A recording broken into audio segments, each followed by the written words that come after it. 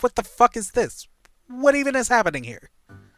Hey YubTub, it's Bob West, and I want to take today to talk about, a few of my least favorite moments in the 15 seasons of Supernatural. Disclaimer, these are just my own opinion, and it also isn't a complete list of things that irked me, nor does it cover some of my least favorite episodes on a whole. Also, I love Supernatural. I'll be making a video shortly of my favorite moments of Supernatural. These are also in no particular order, they just appear in the order that I wrote them down in when I asked myself to write down 5 things that bugged me in Supernatural. The first thing I thought of when I was making this list was red meat. I don't think this is something that pisses many people off, but the medical inaccuracies bugged me enough that it took me out of what I would have otherwise thought was actually one of the better episodes. Skipping over Dean's random decision to make an injury worse by performing unnecessary field surgery to remove a bullet that doesn't need to come out yet, it's actually Dean's strategic suicide that bothers me. The idea of killing himself in a medically reversible way to get a chance to talk death is a cool plan, and one that has worked for Dean in the past. It's the method that kills me. If you want to leave, I get it. But if you want to help me, I'm looking with pretty much anything with Barbadol in the name. Dean grabs as many different barbiturates as he can get his hands on and prepares to wash them down with a healthy swig of some grape Pedialyte. Presumably, he was in a cabinet full of many prescription drugs, including a fair amount of narcotics, but no, barbiturates. The trouble here is that there is no direct medical antidote for a barbiturate overdose.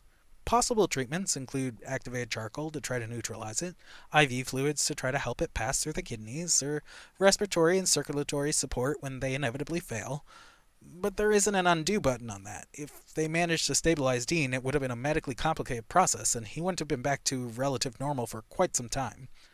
What happens is the doctor runs in, asks what he took, and is shown the bottles of barbiturates on the counter. Damn it. Grab me naloxone. She calls for the girl to go grab Narcan, which is the antidote to a narcotic overdose. Now that will just instantly completely reverse an opioid overdose. Sure, he'd need more Narcan later, as it wears off before the narcotics would, but it would have tracked with what we saw on screen. Alas, they decided to have him OD on one of the types of drugs that doesn't have a medicine to counteract it. So this just takes me out of the moment. I'm an EMT, so I'm pretty picky about medical inaccuracies, and the show, as with every TV show, does take a lot of liberties with injuries to suit whatever amount of drama they want in a narrative, and I'm pretty okay with that. This one just felt like something that was such an oversight that could have been fixed with a simple Google search. I think what is my least favorite thing in all of Supernatural is probably very personal to me and my phobias and my problems. And I want to reach out ahead and ask, please, don't tell any of your personal stories about this in the comments. For some reason, whenever I mention this phobia of mine, everyone's immediate response is to be like, oh god, I get that, because this one time this thing happened to me, and I cannot handle that. I have a phobia of fingernail injuries, broken nails, torn nails, the whole nine. I'm not even going to talk about this for that long, because my spine hurts right now just thinking about it. But in the Christmas episode, and then in the last holiday episode, Sam gets a fingernail ripped off on screen. Now, I've never actually seen this part of these episodes, and I'm sure as hell not capturing the footage now, because as soon as I knew what was happening, my eyes were closed. And they did not open again until my husband said it was safe. But boy, oh did it sound traumatic. Third thing I didn't love in Supernatural is completely inconsequential. I hate this monkey. He gives me the heebie-jeebies. I never liked him. Small sideways glances in the roadhouse, I did not like him. And when it burned down, I was sad, but at least that damn monkey was gone. No, he's in heaven, waiting to mock me. Alas, we left heaven. No more monkey. Except in Dean's dream bar. Okay, we're out of there. I managed to forget about him for a few years of my life. And bang! Right front and center. One last fuck you before the show ends. God damn it. Fourth, let's talk about the fight between Lucifer and Michael. Or specifically this fight between Lucifer and Michael. I mean, first off, Lucifer and Michael fighting was supposed to be a fight that literally obliterated half of the planet as Fallout.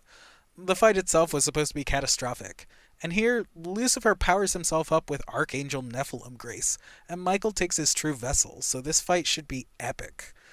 And then someone had the balls to stand up and be like, we should put them on wires so they're flying and we can't use stunt doubles. And for some reason, nobody was like, no, that's a horrible idea.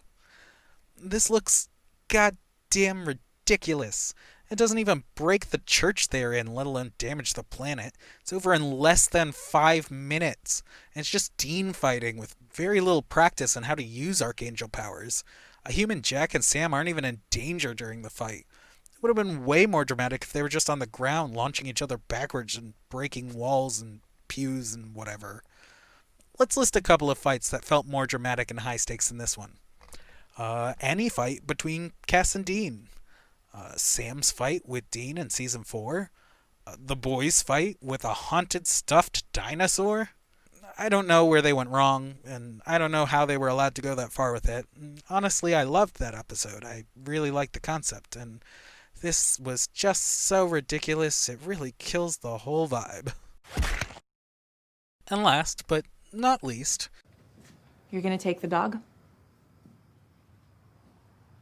Look, I would. He's not mine. He's not anybody's.